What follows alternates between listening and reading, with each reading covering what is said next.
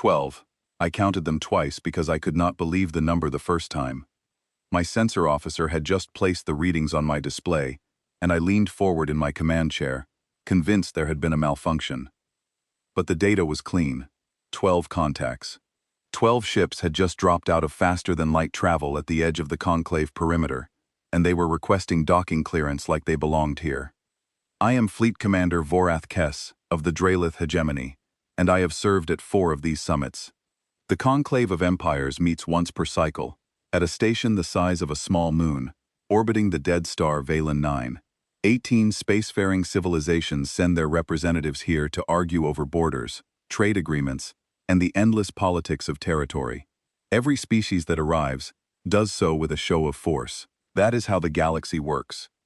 You bring your fleet, you park it where everyone can see it, and the size of your formation tells everyone else exactly where you stand in the pecking order.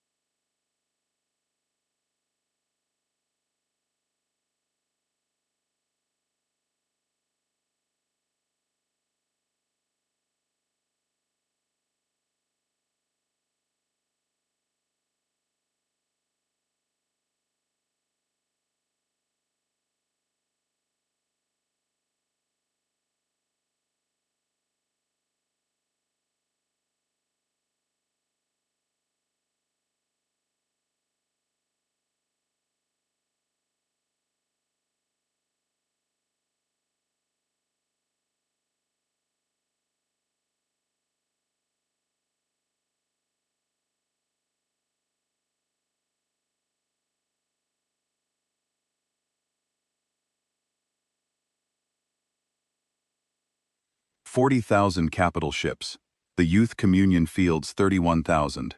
The Kelsor Dominion brings 28,000. These are the 3 pillars of galactic power, and everyone else arranges themselves beneath us, like steps on a staircase. That is the order of things. That is how it has always been."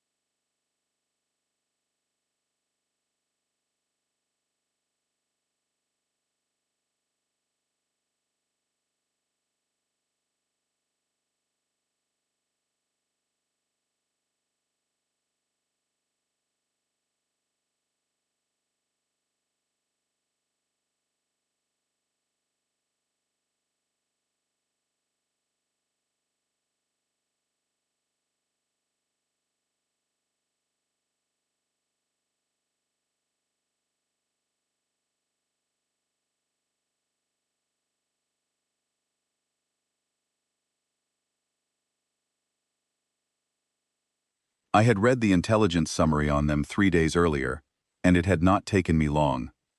A young civilization from a single-star system on the far edge of the spiral arm. They had achieved faster-than-light travel only 83 cycles ago, which made them practically newborns by galactic standards. Our analysts had classified them as a Category 6 primitive, which is the diplomatic way of saying they were barely worth the effort of monitoring. And they had sent 12 ships to the Conclave of Empires. The communication channels between the gathered fleets lit up within minutes. The Yeath diplomatic vessel sent a message to my flagship, asking if I had seen the sensor data. I replied that I had. The Yeath attaché, a creature named Counselor Zith, responded with a string of rapid clicks that I recognized as their equivalent of uncontrollable amusement. The Kelsor ambassador, a tall and rigid female named Rin, did not even bother acknowledging the human arrival in her diplomatic log. As far as she was concerned, they were beneath notice. I stood on the observation deck of my flagship and watched the human ships approach the docking ring. They were small. That was the first thing I noticed. My flagship alone outweighed all 12 of them combined, and my flagship was not even the largest vessel in the hegemony fleet.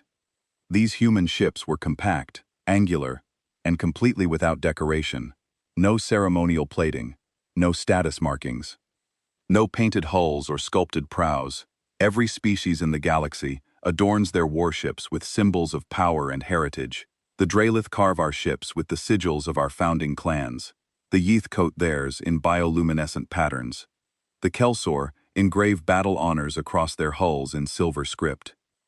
The human ships were gray, just gray, plain, unadorned metal, covered in what appeared to be scorch marks and patched repairs. They looked like they had been built in a hurry and used hard. There was nothing impressive about them. Nothing at all. I turned to Sethek and told him to make a recording of the human arrival. I said it would be useful training material for our junior officers. Good for a laugh during the dull rotations of border patrol. Sethek gave a low rumble of agreement and activated his recording device. The human delegation docked at Port 19, one of the smaller berths on the station's lower ring. I was not present for their arrival on the station, but the security feeds captured it. 6 individuals stepped off their transport shuttle and onto the conclave's main concourse. They wore simple uniforms, dark blue with minimal insignia. They carried no ceremonial weapons. They displayed no rank banners. They walked through the concourse like they were crossing a room in their own home, unhurried and completely at ease.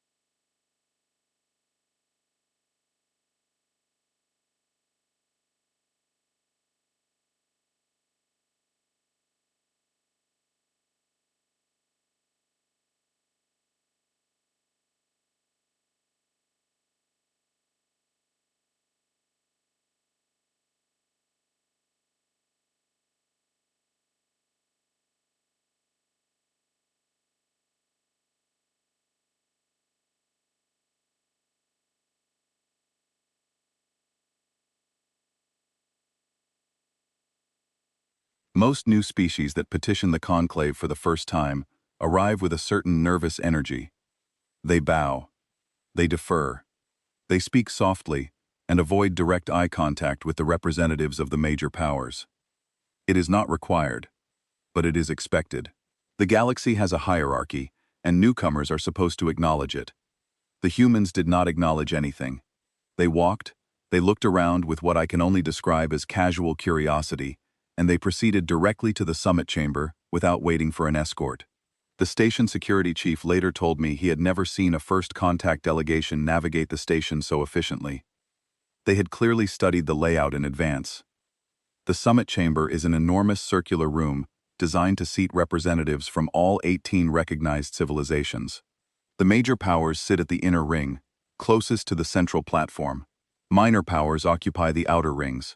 Unrecognized species, those petitioning for entry, stand at the platform itself and address the chamber from below, looking up at the assembled representatives. The design is intentional. It is meant to remind petitioners of their place. The human delegation took the platform. Their leader stepped forward, and I got my first real look at her. She was shorter than I expected. Humans are smaller than Draelith by a considerable margin. We stand nearly 3 meters tall. She was perhaps 1.7 meters, brown hair pulled back from her face, steady hands, and eyes that swept the chamber not with awe or nervousness, but with the calm, measuring gaze of someone taking stock of a room full of strangers and deciding she was not impressed. Her name, according to the registry, was Captain Nora Caldwell. The chamber fell into its customary silence as the senior Draelith diplomat, a civilian named Prefect Lorath, opened the session and invited the human delegation to state their petition.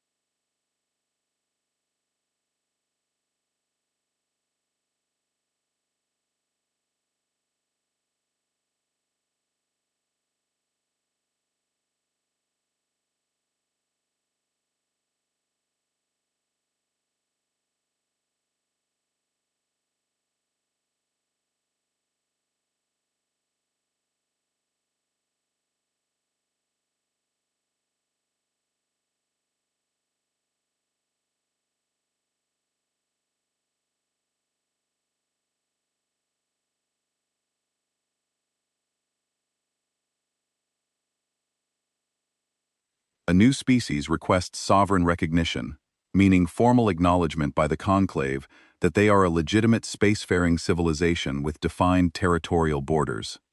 They present their case, the major powers deliberate, and the petition is either granted, denied, or deferred for further review. Most petitions are granted without controversy, provided the species in question is not claiming territory that belongs to someone else. Captain Caldwell stepped to the speaking position. She placed her hands behind her back. She did not bow. She did not offer greetings to the assembled powers. She did not thank the conclave for the opportunity to address them. She said, "My name is Nora Caldwell. I represent the United Nations of Earth. We are not here to petition for recognition. We are here to inform this body that humanity has established sovereign jurisdiction over 17 star systems in the region you designate as Sector 479. These systems contain habitable worlds that are now home to human colonies. We consider these claims non-negotiable." The silence that followed was not the respectful kind. It was the silence of an entire chamber trying to process what it had just heard. Then it broke, and it broke into laughter. Councillor Zith's mandibles clattered so loudly I could hear them from across the room. The Kelsor delegation exchanged glances that even I, with my limited understanding of Kelsor expressions, could read as pure disbelief. Ambassador Rin finally looked up from her data slate for the first time in 3 sessions and stared at the human woman on the platform as if she were looking at a creature that had wandered in from the maintenance corridors.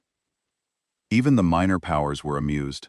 The Torvan delegate, a species so small they require mechanical walkers to navigate standard corridors, let out a high-pitched whistle that served as their laugh. The Mycelith representative, a fungal collective that communicates through spore release, emitted a cloud of orange particles that their translator rendered as sustained hilarity. I did not laugh out loud, but I allowed myself a thin smile. 17 systems, with 12 ships. The audacity was almost admirable. Almost. Prefect Lorath, ever the diplomat, waited for the chamber to quiet itself, and then addressed Caldwell with practiced patience. He informed her that several of the 17 systems she had named overlapped with established territorial claims held by the Kelsor Dominion and the Yith Communion. He suggested, with the careful politeness that Draelith diplomats are trained to maintain, that the human delegation might wish to reconsider its position and submit a more modest claim. Caldwell did not reconsider. She said, "Those systems were uninhabited when we arrived. We have settled them. They are ours. We are not here to negotiate that point. We are here so that you are aware of it." The laughter stopped. Not because anyone was suddenly afraid, but because the tone had shifted from comedy to something else. It was the kind of statement that, coming from a major power, would be taken as a declaration of intent. Coming from a species with 12 ships, it was either madness or the most spectacular bluff the conclave had ever witnessed. Ambassador Rin rose from her seat. The Kelsor do not tolerate territorial challenges, no matter how small the challenger. She looked down at Caldwell from the elevated inner ring and said, in a voice that carried across the chamber, "The Kelsor Dominion does not recognize squatters. You will remove your colonies from our territory, or we will remove them for you." Caldwell looked up at her. She did not raise her voice. She did not posture or threaten. She said simply, "No." One word, that was all. And the way she said it, without heat, without drama, without any visible reaction to the threat of one of the 3 most powerful civilizations in the galaxy, made something shift in the room. The laughter was gone now. It had been replaced by something I could not quite name. Not fear, not yet, but a certain uncomfortable awareness that this small woman on the platform was not behaving the way she was supposed to. I watched her as the session continued. Prefect Lorath attempted to mediate. Ambassador Rin made 3 more statements of increasing firmness. Councillor Zith offered what the Yith considered a generous compromise, granting humans recognition of 2 systems instead of 17. Caldwell declined every offer with the same calm, unshakable refusal. When the session ended, I returned to my flagship and sat alone in my quarters for a long time. I replayed the recording of her address. I studied her face, her posture, her eyes. I have spent my career reading other species, looking for the small signs that reveal their true intentions: fear, submission, aggression, desperation. I have seen them all, across dozens of civilizations, and I can identify each one within seconds. I looked at Nora Caldwell's face and found nothing I recognized. No fear, no bluff, no bravado hiding uncertainty.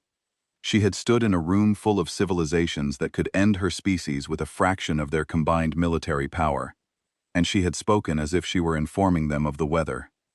I told myself it did not matter. I told myself she was simply a fool from a young species that did not understand how the galaxy worked. I told myself that 12 ships were 12 ships, regardless of the confidence of the woman who commanded them. I told myself all of these things as I dimmed the lights in my quarters and tried to sleep. But I kept seeing her eyes, calm, steady, and utterly unafraid. I told Sethic to cancel the training recording. It was not funny anymore. I received my orders the following morning.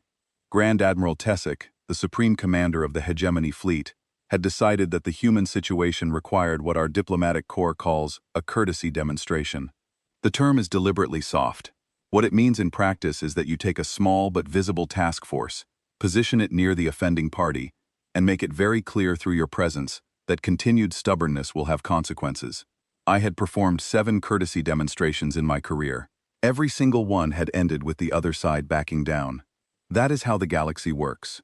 You see the bigger fleet, you understand the mathematics of the situation, and you make the rational choice. Tessic assigned me 3 heavy cruisers from the Hegemony's 2nd Division. These were not small ships. Each one was over 2 kilometers long, armored in layered composite plating, and carried enough firepower to reduce a continental surface to slag in under an hour. Against 12 human ships that looked like they had been assembled from spare parts, 3 Draelith cruisers were absurd overkill. That was the point. You do not send a proportional response in a courtesy demonstration. You send an overwhelming one. The message is not about what you will do. The message is about what you could do. We departed the Conclave station and made the short jump to the human fleet's holding position, a quiet patch of space, about 400,000 kilometers from the station's docking ring. The human ships were arranged in a loose formation, not the tight geometric patterns that most species use to demonstrate discipline and coordination, but a scattered, seemingly random distribution that my tactical officer initially dismissed as sloppy. I ordered my cruisers into a standard display formation, a triangular arrangement that placed my flagship at the forward point and the 2 escort cruisers flanking behind. We held position at 50,000 kilometers and broadcast a formal communication request. The humans responded within 30 seconds. A face appeared on my bridge display, and I found myself looking at Nora Caldwell for the 2nd time. She looked exactly as she had in the summit chamber. Calm, unhurried. She wore the same dark blue uniform, slightly creased at the shoulders, and her hair was pulled back in the same simple style. Behind her, I could see the interior of what I assumed was her command deck, and it was nothing like any command environment I had ever seen. It was cramped. Consoles were packed close together, cables ran along the ceiling in exposed bundles, and the lighting had a harsh, flat quality that made everything look utilitarian and bare. Somewhere off-screen, I could hear a mechanical hum that I later learned was the ship's atmospheric recycling system, a constant background noise that the human crew apparently lived with at all times. I introduced myself with the appropriate titles and stated the purpose of my visit. I told her that the Draelith Hegemony valued peaceful resolution and that I had been authorized to present a reasonable alternative to her current position. The Hegemony was prepared to offer the human species a standard trade concession, access to 3 minor commerce lanes in exchange for a complete withdrawal of their territorial claims. It was, I said, a generous offer, one that would allow her people to benefit from galactic trade without the unpleasantness of a territorial dispute they could not win. She listened to every word without interrupting. When I finished, she tilted her head slightly, a gesture I did not understand at the time, but would later learn is a common human expression of consideration, and she said, "Commander Kess, I appreciate you coming out here personally. That shows respect. But I need to be direct with you. We are not going to withdraw." I told her, as patiently as I could manage, that she was looking at 3 Draelith heavy cruisers through her viewport. I told her that these 3 ships represented a fraction of the Hegemony's total fleet strength. I told her that the Kelsor Dominion, whose territory she had claimed, was considerably less patient than the Hegemony, and was already discussing military options in their closed-session briefings. I told her all of this, not as a threat, but as a simple statement of reality. She nodded. Then she said, "I understand the math, Commander. I understand it better than you think. But math is not the only thing that matters." She paused. "Would you like to come aboard? I find that conversations like this go better face to face." The invitation surprised me. In my experience, species in a position of weakness do not invite the stronger party onto their vessel. It puts them at a disadvantage. It allows the visitor to assess their capabilities up close, to see their limitations firsthand. Either Caldwell was naive, or she was not worried about what I might see. Against my better judgment, I accepted. I took a shuttle across the gap between our fleets, with 2 of my personal guards. The docking procedure was unremarkable, but the moment I stepped through the airlock and onto the human ship, I understood that I was in an entirely different world. The ship was called the Endurance, and it earned its name. The corridors were narrow, the ceilings were low, at least for me. I had to hunch my shoulders and lower my head to avoid striking the overhead conduits. The air was warm and carried a strange mixture of scents: recycled atmosphere, machine oil, cooked food, and something faintly bitter that I would later identify as a human stimulant called coffee. Captain Caldwell met me at the airlock with a small escort of her own. 2 officers, 1 male and 1 female, both armed with sidearms holstered at their hips. They did not draw attention to the weapons. They did not need to. The message was clear enough. We are welcoming you, but we are not pretending this is something it is not. She led me through the ship toward what she called the wardroom, a small meeting space near the center of the vessel. As we walked, I observed the crew. This is a habit of mine. You can learn more about a species from watching their lower ranks than from any diplomatic briefing. The crew of the Endurance moved with a discipline I had not expected. There was no wasted movement, no idle chatter, no hesitation. Each person I passed was engaged in a task, performing it with quiet efficiency, and every single one of them looked at me as I passed.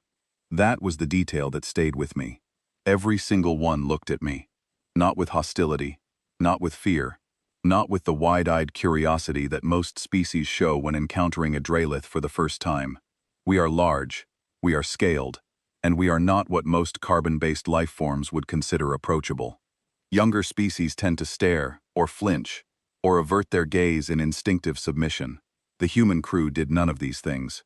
They looked at me the way a professional evaluates a new variable in their environment. They noted my presence, assessed it, and returned to their work. In the wardroom, Caldwell offered me a seat. The chair was too small, so I remained standing. She did not seem bothered by this. She poured herself a cup of the dark, bitter-smelling liquid and sat across from me at a metal table that was bolted to the floor. I repeated the hegemony's offer. She repeated her refusal. We went back and forth for nearly an hour, and throughout the entire conversation, she never raised her voice, never showed frustration, and never gave the slightest indication that she felt pressured by the situation. I tried every diplomatic approach I knew. I appealed to reason, to self-interest, to the safety of her people. I painted a picture of the consequences that would follow if the major powers decided to enforce their territorial claims. She listened to all of it. Then she said something that I have thought about every day since. "Commander Kess, you keep telling me what will happen to us if we do not leave, but you have not once asked yourself what will happen to you if you try to make us." I stared at her. In 30 years of military service, no representative of a minor species had ever spoken to me that way, not because they lacked the desire, but because they lacked the standing. You do not challenge a Drelith fleet commander unless you have the firepower to back it up, and she had 12 ships. I told her, with more control than I felt, that the hegemony did not make empty threats. She said she understood, and that her people did not make empty promises. The meeting ended shortly after. As I walked back to the airlock, something happened that I did not include in my official report. A young human crew member, a woman with short dark hair and grease on her hands, was sitting on a supply crate in the corridor, eating a meal from a metal tray.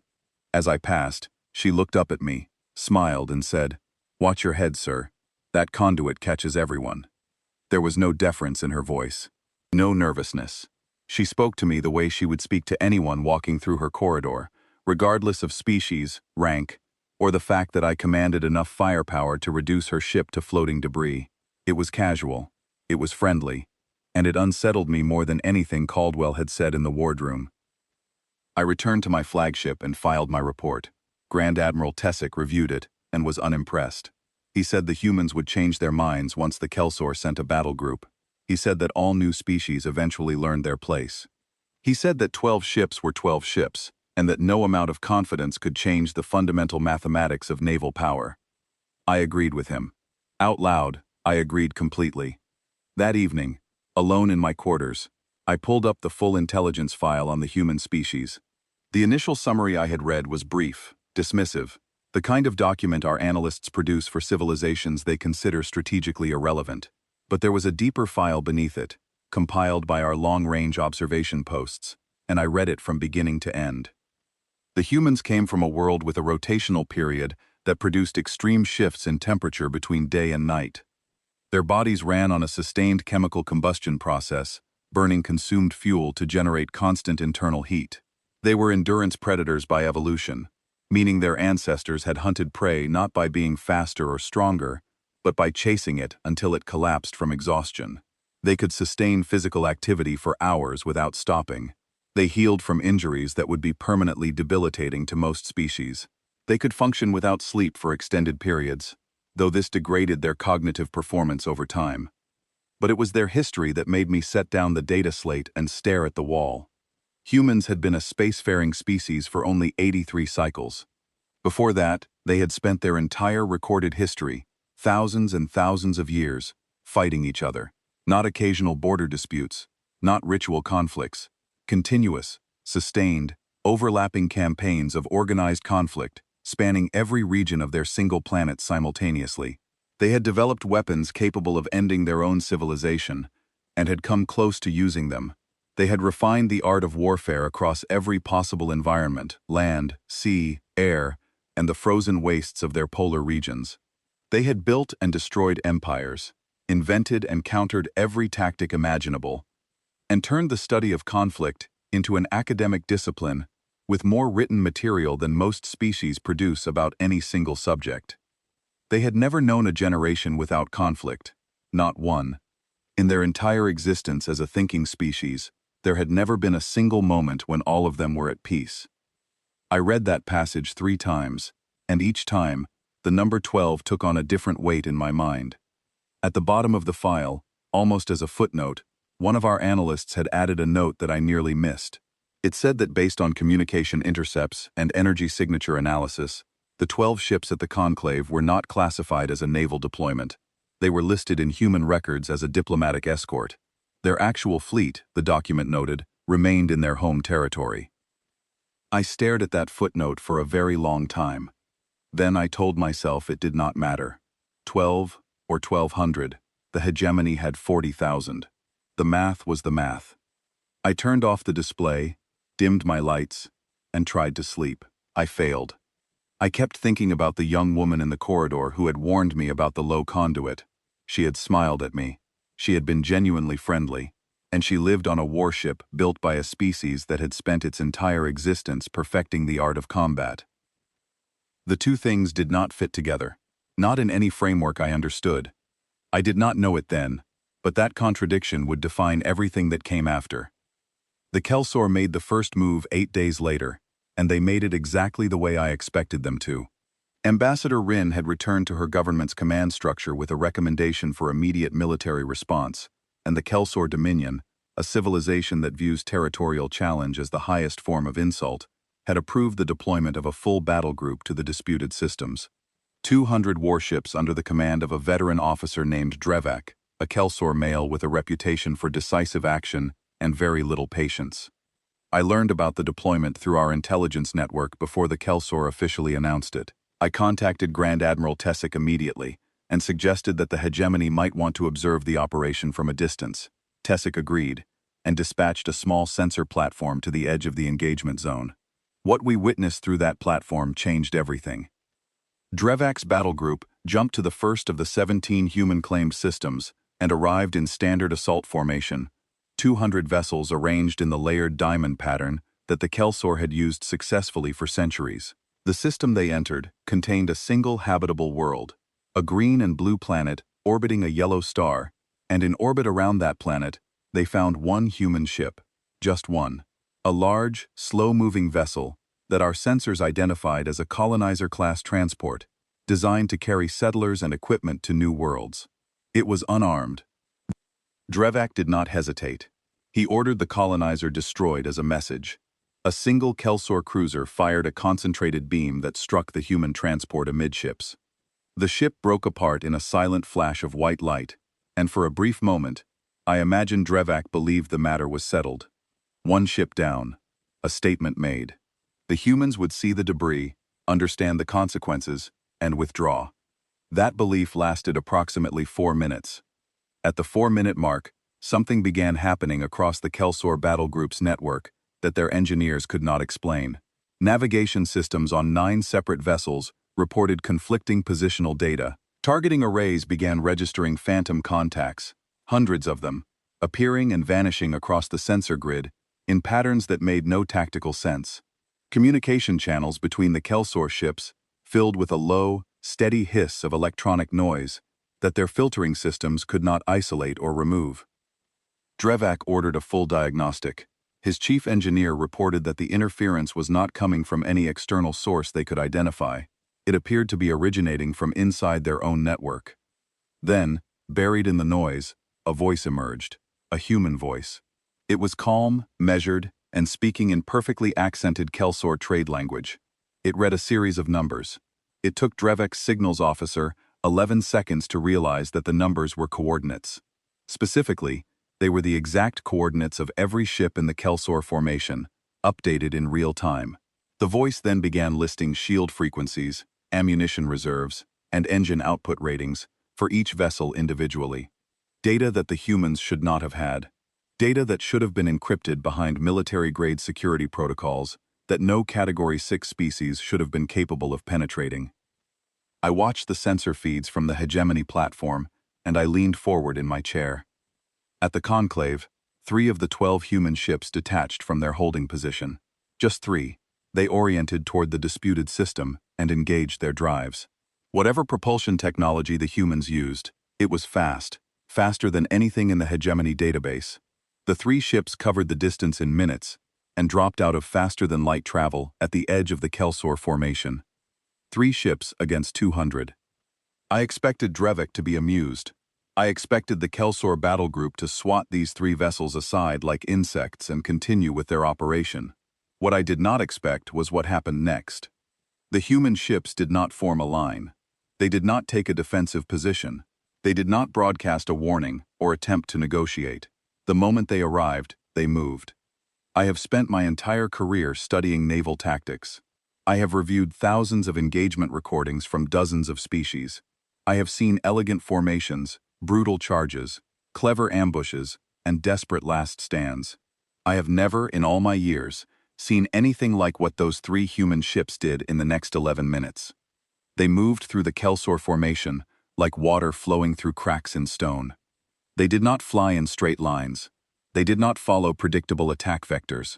They changed direction at speeds and angles that should have been physically impossible for crewed vessels, pulling maneuvers that would have crushed a Drelith crew under the force of acceleration. They threaded gaps between Kelsor ships that were barely wide enough for them to pass through. They rolled, dove, climbed, and reversed course with a fluidity that made them look less like warships and more like living things, predators moving through a herd of slow, confused prey. And they did not aim for hulls. They did not try to destroy the Kelsor ships. Every shot they fired was targeted at a specific system: engines, sensor arrays, communication dishes, shield emitters. They picked the Kelsor formation apart with surgical precision, hitting exactly what they wanted to hit and nothing else. Each shot was a scalpel, not a hammer. Each maneuver was calculated to place them in the perfect firing position for a fraction of a second before they were already gone, already moving to the next target. In the first 3 minutes, 14 Kelsor ships lost their engines. They were not destroyed. They simply stopped moving, drifting in space with their drives dark and their crews unharmed. In the next 4 minutes, another 24 ships lost their sensor arrays and communication systems. They were effectively blinded, unable to see the battlefield or coordinate with the rest of the formation. The Kelsor battle group began to break apart, not from damage, but from confusion. Drevak was issuing orders, but his ships could not receive them. The vessels that could still see were reporting conflicting data, their targeting systems contaminated by the electronic interference that had been running since the beginning. Ships that tried to return fire found that their targeting solutions were useless. The human ships were too fast, too unpredictable, and they seemed to know exactly where every Kelsior weapon was aimed before it fired. In the final 4 minutes, the human ships shifted their approach. Instead of disabling individual systems, they began isolating groups of Kelsior vessels, cutting them off from the rest of the formation by destroying the communication relays that linked them together. One by one, clusters of Kelsior ships found themselves alone, deaf, and surrounded by the debris of their own disabled companions. 11 minutes. 38 Kelsior ships disabled. Not one Kelsior crew member harmed. Not one hull breached. Not one life lost. The 3 human ships stopped. They held position in the center of the broken formation, engines idling, weapons powered but silent. And they broadcast a message on an open channel that every ship in the system, every sensor platform at the Conclave, and every intelligence service in the galaxy picked up simultaneously. The message was from Nora Caldwell. Her voice was steady and unhurried. She said, "This is Captain Caldwell, of the United Nations vessel Endurance, addressing the Kelsior battle group. 38 of your ships have been disabled. None of your personnel have been harmed. We have the capability to continue. We would prefer not to. Your forces are welcome to collect your disabled vessels and withdraw. We do not seek conflict, but we will not yield." She paused. Then she added, "We do not withdraw, but we also do not have to hurt you. Choose." The channel went silent. Drevak held his position for 47 minutes. I know this because I watched every second of it on the sensor feed, barely breathing. 47 minutes of silence while a Kelsior veteran with a fleet of 162 still functional warships stared at 3 human ships and tried to decide what to do. He withdrew. He gathered his disabled vessels, tractored them into his formation, and jumped out of the system without firing another shot. I sat in my chair for a long time after the feeds went dark. My hands were shaking. I pressed them flat against the armrests and held them there until the trembling stopped, but it took longer than I wanted to admit. I requested the tactical data from our sensor platform and spent the rest of that cycle reviewing the engagement. I played it back 7 times. I ran the human ship's movements through our tactical prediction software, the same system we use to analyze fleet engagements and develop counter-strategies. The software could not predict a single one of their maneuvers, not one. It classified their movement patterns as random, but they were not random. Every action had led to a specific result. Every evasion had set up the next attack. Every attack had created an opening for the next maneuver. It was not chaos. It was a pattern so complex that our systems could not distinguish it from chaos. I thought about the intelligence file I had read. A species that had spent its entire existence at war. Not war against other species, war against itself. Thousands of years of refining tactics, countering tactics, developing new tactics to counter the counters, in an endless cycle of adaptation that had produced a military doctrine of terrifying sophistication. They had not developed their approach to warfare against aliens. They had developed it against the most dangerous opponent they could imagine, which was each other.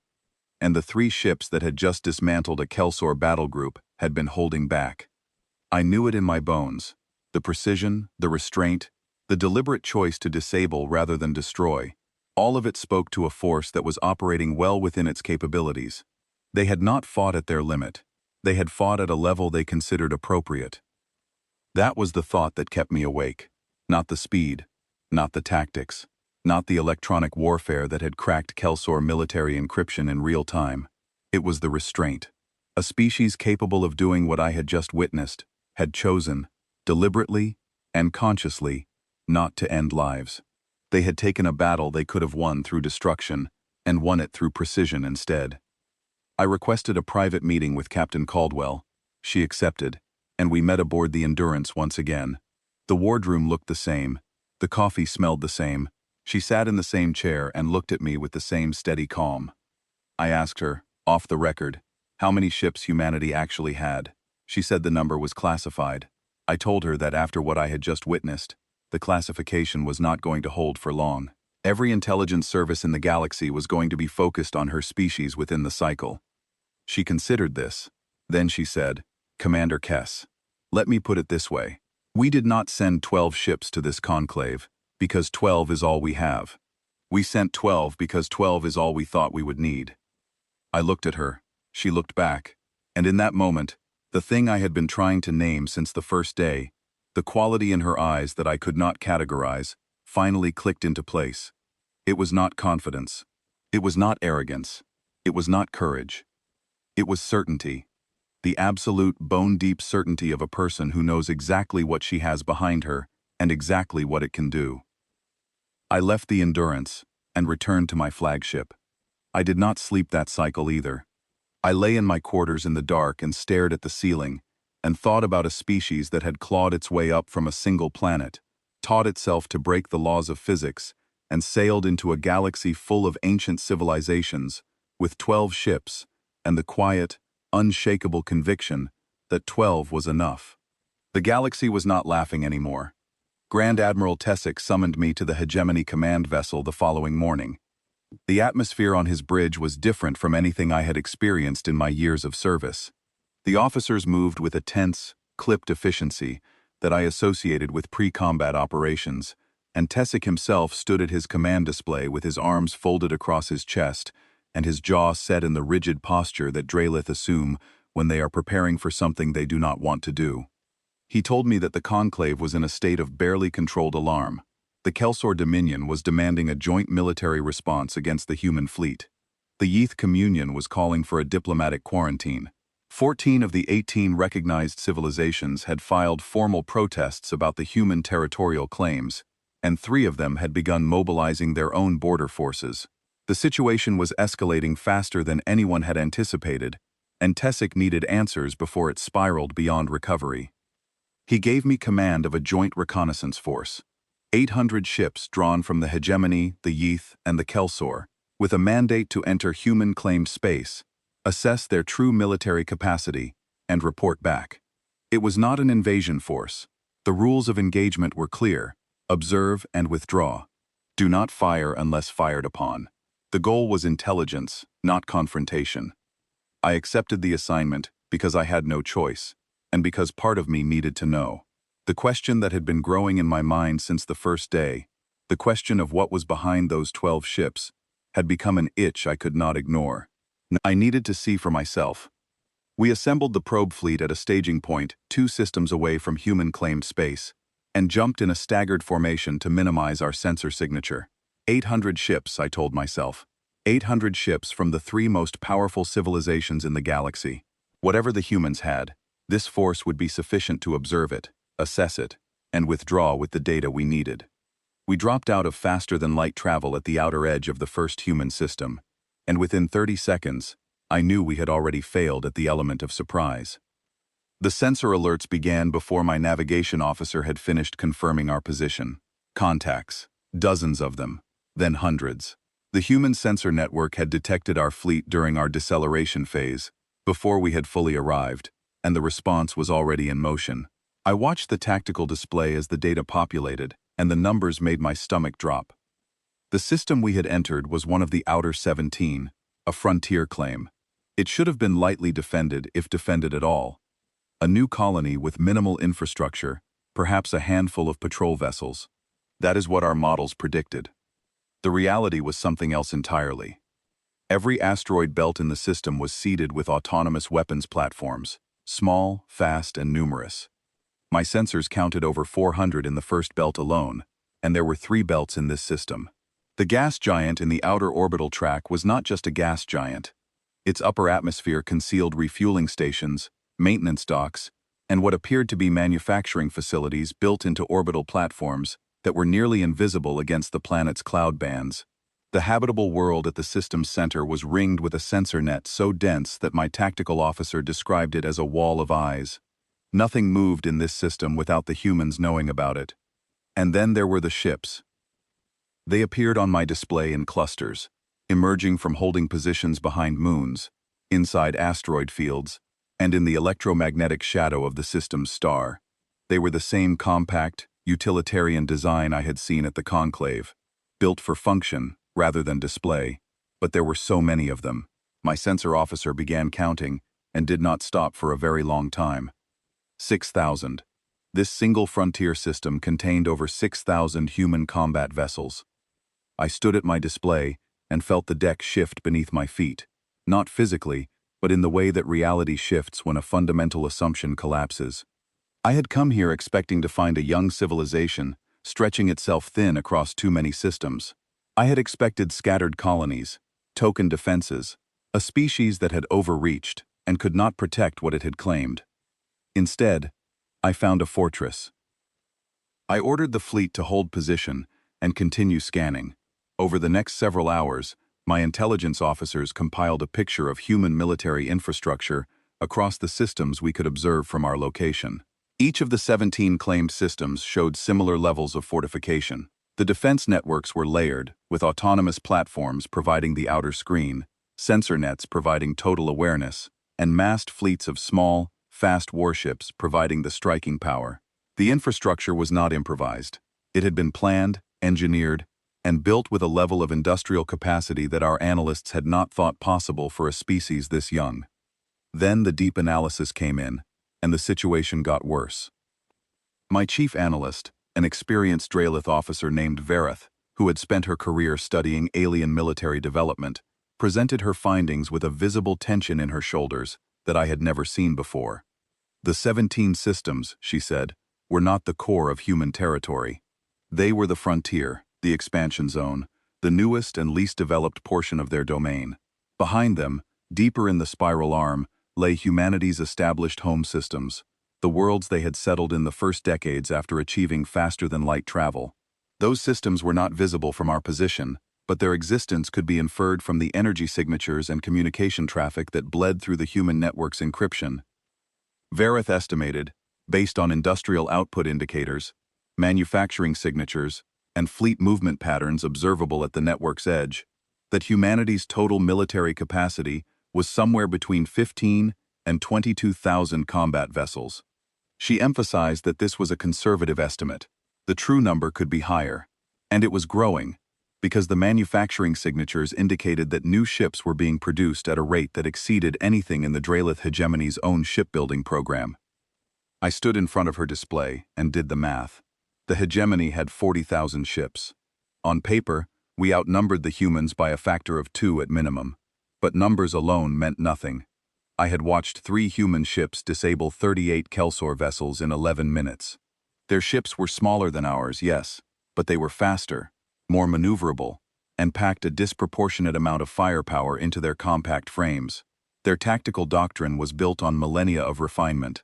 Their electronic warfare capabilities had cracked Kelsor military encryption in real time. Ship for ship, the humans were not our equals. They were our superiors. And the gap in numbers was closing. I felt a cold clarity settle over me, the kind that comes when you stop hoping for a better answer and accept the one in front of you. I ordered the probe fleet to withdraw. We had not fired a single shot. We had not needed to. The data told its own story. The return to the Conclave was the longest journey of my career, not in distance, but in the weight of what I carried. I spent the transit hours preparing my report, reviewing the data, and searching for a conclusion that did not lead where every piece of evidence pointed. I could not find one. I delivered my report to Grand Admiral Tessick in a closed briefing aboard his command vessel. The room contained only Tessick, his chief of staff, and 2 senior intelligence officers. I presented the sensor data, the fleet counts, the infrastructure analysis, and Verith's projections. I laid it out clearly, without embellishment, and let the numbers speak. When I finished, the room was silent. Tessick stared at the display for a long time. Then he asked, "Are you telling me we cannot win?" I considered my answer carefully. Then I said, "I am telling you, Admiral, that winning would cost us everything we have, and I am not confident we would win." Another silence. Then Tessick asked what I recommended. I told him the truth. I recommended that the hegemony recognize the human territorial claims, propose a mutual non-aggression agreement, and begin exploring a trade relationship. I said that the humans had demonstrated both the capability and the willingness to defend their territory, and that any attempt to dislodge them would result in losses that the hegemony could not afford, even if we ultimately prevailed. Tessic dismissed me.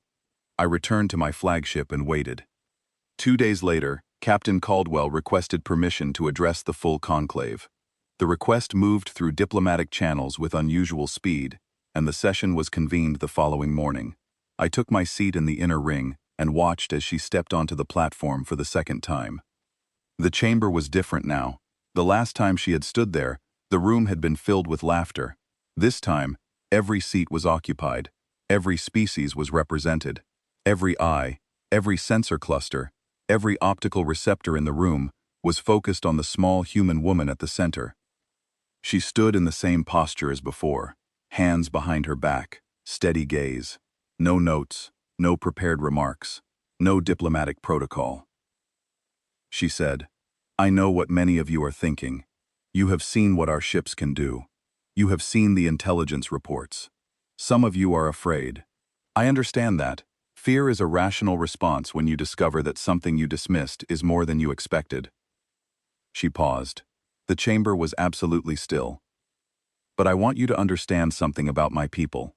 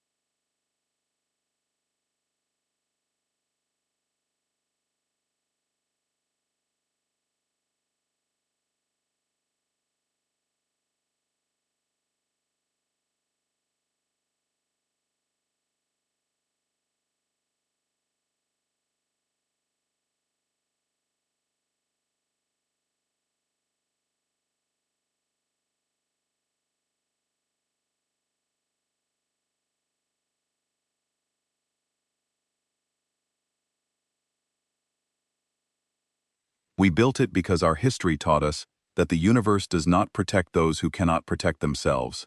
We come from a world where the weather tries to end you, the predators are patient, and the greatest threat has always been each other. We survived all of it, and we carried the lesson into the stars. She looked around the chamber, meeting the gaze of each delegation in turn.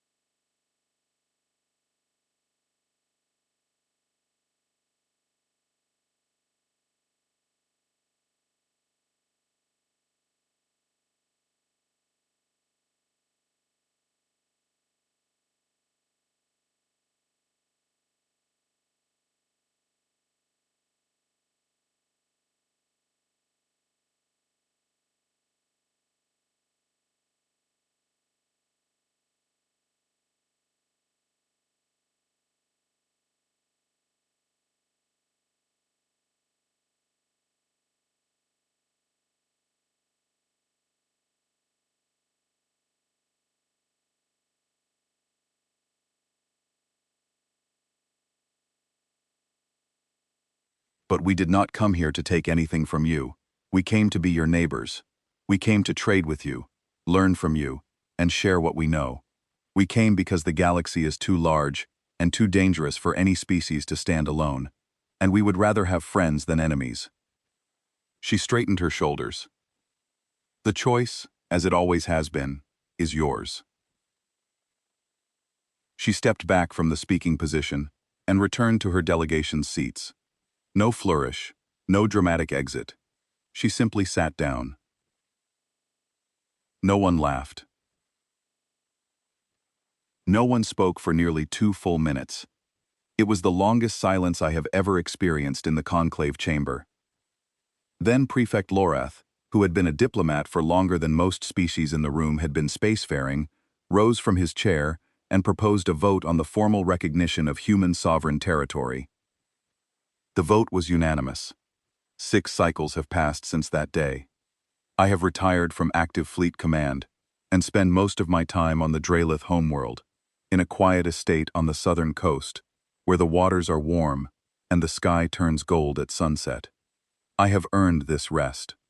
What I have not earned is the peace of mind that is supposed to come with it, because the galaxy I retired into is not the galaxy I served in, and the change still fascinates me in ways that I cannot fully explain. The humans did exactly what Nora Caldwell promised, every word of it. Within the first cycle after the conclave vote, human trade vessels began appearing in commerce lanes across the galactic core.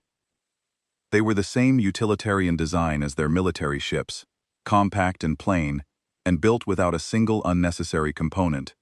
But they carried goods and technologies that turned heads in every port they visited. Human engineering teams were dispatched to the Yeath Communion at the Communion's request to assist with the overhaul of their aging power distribution grid. The Yeath had been struggling with energy inefficiency for decades. The human engineers redesigned the entire system in 14 months. The Communion's energy output increased by 40%, and the cost of the redesign was a fraction of what the Yeath had budgeted for their own upgrade program. The Kelsor Dominion, the same civilization that had sent 200 warships to remove human colonies from their claimed territory, found themselves facing a medical crisis within 2 cycles of the conclave vote. A pathogen called the Von Plague swept through their outer colonies, spreading faster than their medical infrastructure could respond. The Kelsor are a proud species. They do not ask for help easily.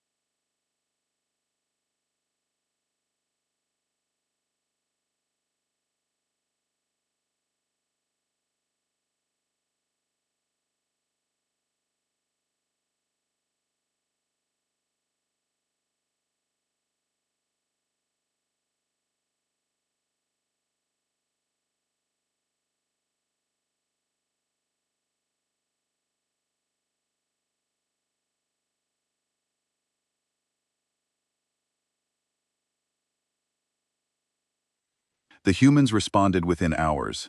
A medical fleet, not a combat fleet, jumped to the Kelsor border carrying specialists, equipment, and treatment protocols that had been developed specifically for cross-species pathogen response. Human doctors worked alongside Kelsor medical personnel around the clock, adapting their techniques to Kelsor biology on the fly, improvising solutions to problems that had no precedent. They saved millions of lives. When the crisis was over, the Kelsor government issued a formal statement acknowledging the human contribution. Ambassador Rin, the same woman who had threatened to remove human colonies by force, personally thanked Caldwell in a private communication that our intelligence network intercepted. It was 3 words long. She said, "We remember this." Human artists began exhibiting their work at the Cultural Exchange on Valen Station.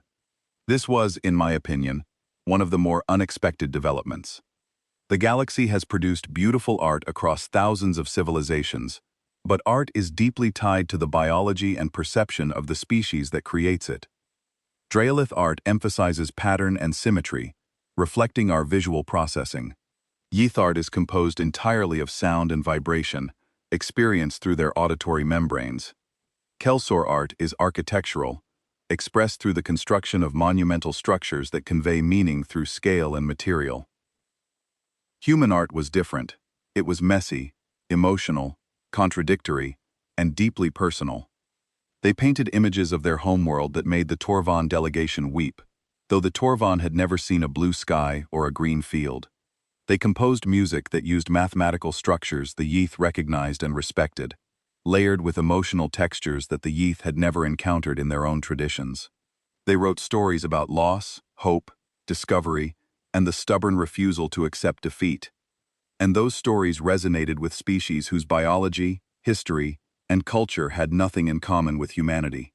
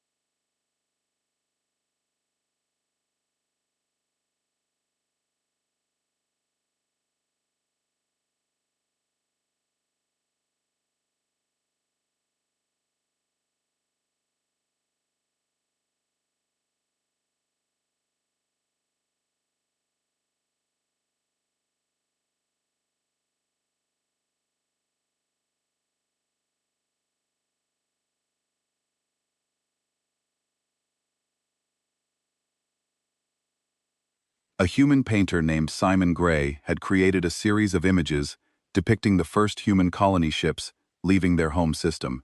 The paintings showed small vessels against a vast, dark background, tiny points of light moving into an endless emptiness. There was no triumph in the images, no celebration, just the quiet determination of a species stepping into the unknown, because staying behind was not an option.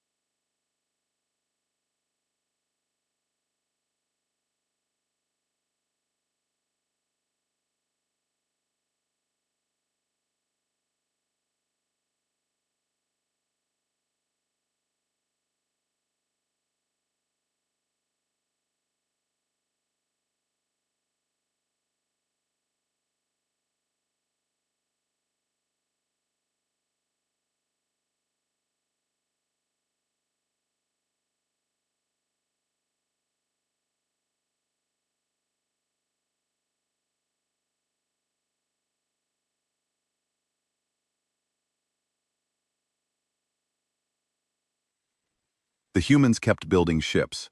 This is the detail that many species choose to overlook when they talk about humanity's role in the new galactic order. But I do not overlook it. I cannot. I spent my career measuring threat, and old habits do not disappear with retirement. Their fleet has grown steadily every cycle since the conclave vote. The exact numbers are classified, but our intelligence estimates suggest they now field somewhere in the range of 30,000 combat vessels, with production capacity to double that number within a decade. They build quietly. They do not announce new ships or hold commissioning ceremonies. They simply produce them, crew them, deploy them, and continue as if this is the most natural thing in the world. I mentioned this to a human trade representative once, during a diplomatic function at the hegemony capital. I asked him, as casually as I could, why humanity continued to build warships at such a pace when they had no enemies and no active conflicts. He smiled, the way humans do when they find a question both funny and serious at the same time.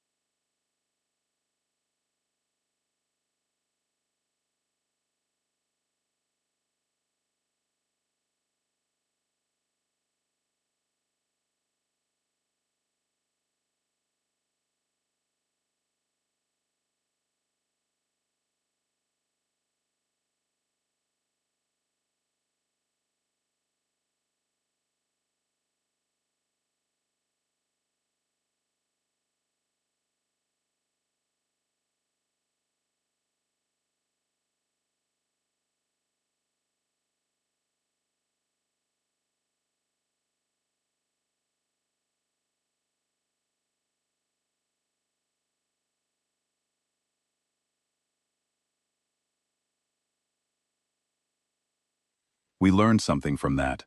Peace is not a natural state.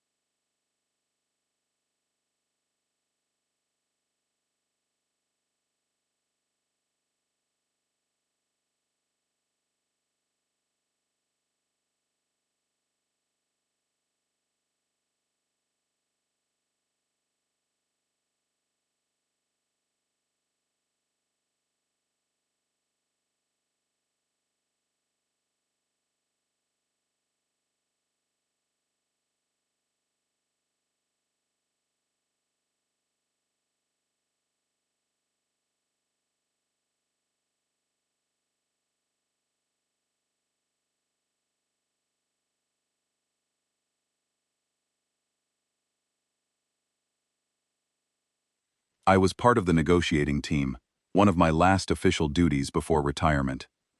The negotiations took 4 months, not because there were significant disagreements, but because both sides were thorough.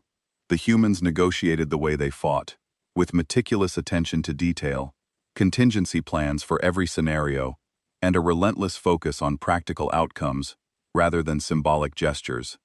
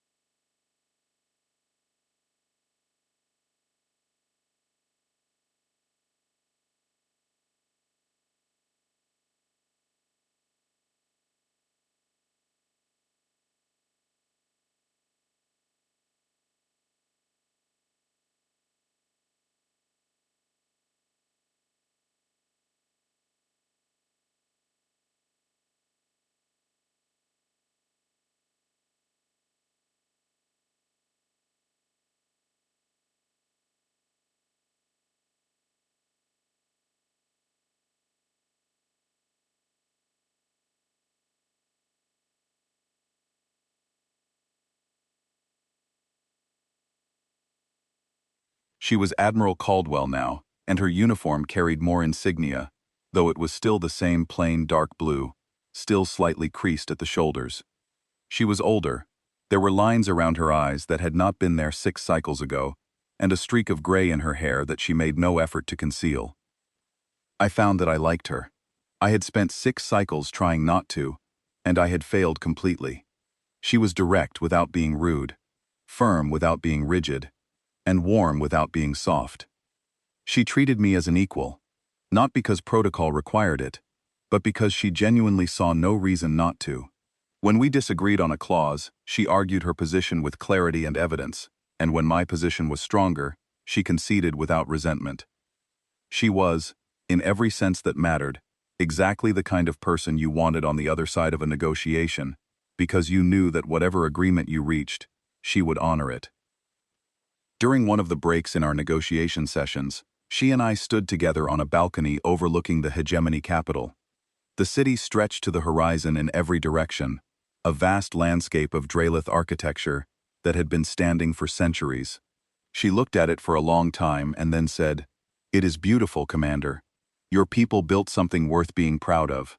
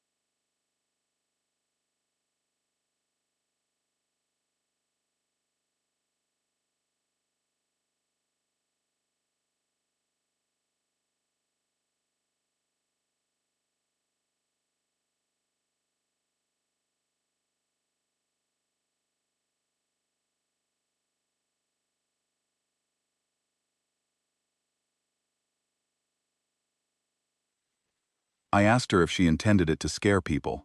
She shook her head. No, but I understand why it does. A species that never stops building, never stops adapting, never stops preparing for the worst, while hoping for the best. That is uncomfortable to be around. I get it. But it is who we are. We cannot turn it off. We do not know how. And honestly, Commander, I am not sure we should. The universe has a way of punishing the complacent.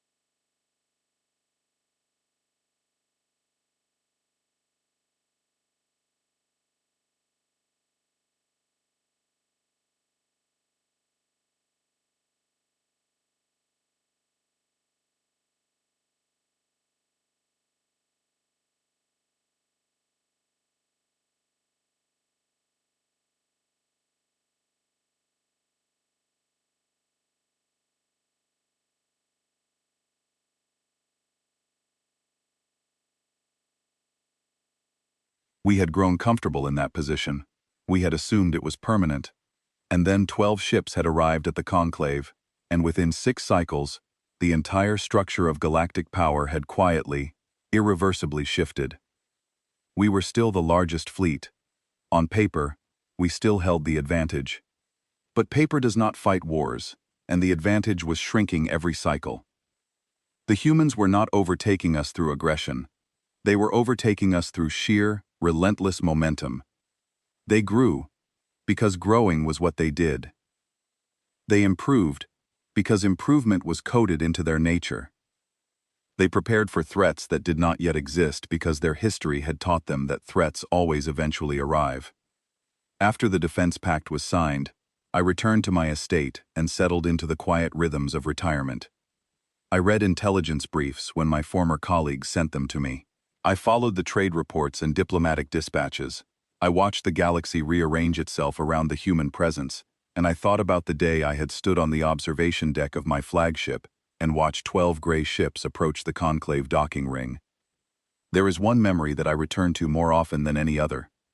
It is not the battle. It is not the moment I saw 6,000 ships on my tactical display. It is not the conclave vote or the defense pact, or any of the events that historians will record as significant. It is the young woman on the Endurance. The engineer with the short dark hair and the grease on her hands, sitting on a supply crate in a narrow corridor, eating a meal from a metal tray. She had looked up at me, this 3-meter-tall reptilian officer from the most powerful military in the galaxy, and she had smiled.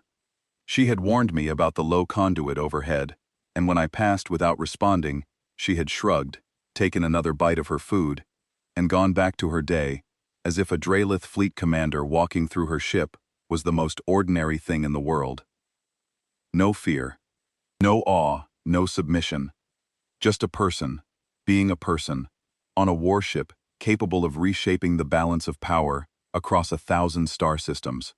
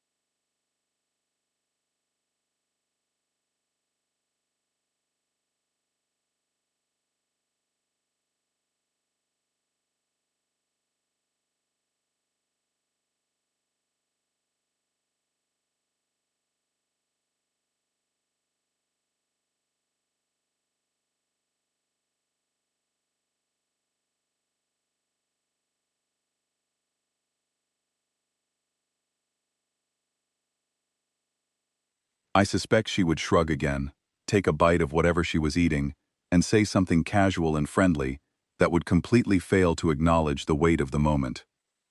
That is the thing about humans that the galaxy still struggles to understand. They are not one thing. They are not conquerors. They are not diplomats. They are not builders or artists or warriors, though they are all of these things at various times and in various combinations. They are something more fundamental than any single category can contain. They are adaptable. Relentlessly, stubbornly, irrepressibly adaptable. They change to meet whatever the universe throws at them. And they do it without losing the core of what makes them human. The warmth, the humor, the casual kindness that exists alongside the capacity for breathtaking efficiency and conflict.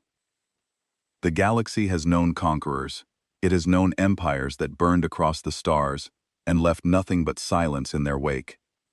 It has known tyrants, invaders, and species so focused on domination that they forgot how to do anything else. It has never known a species that could dismantle a battle fleet without taking a single life and then sit down, pour a cup of coffee, and ask if you wanted one too. That is why the humans terrify me. That is why I respect them. And that, if I am being honest with myself, is why I sleep better, knowing they are on our side. Because the galaxy is vast and dark, and full of things we have not yet encountered, and when those things arrive, I want to be standing next to the species that spent 10,000 years preparing for exactly that kind of moment. 12 ships. That is all it took to humble a galaxy. 12 ships, and the audacity of a species too stubborn to kneel.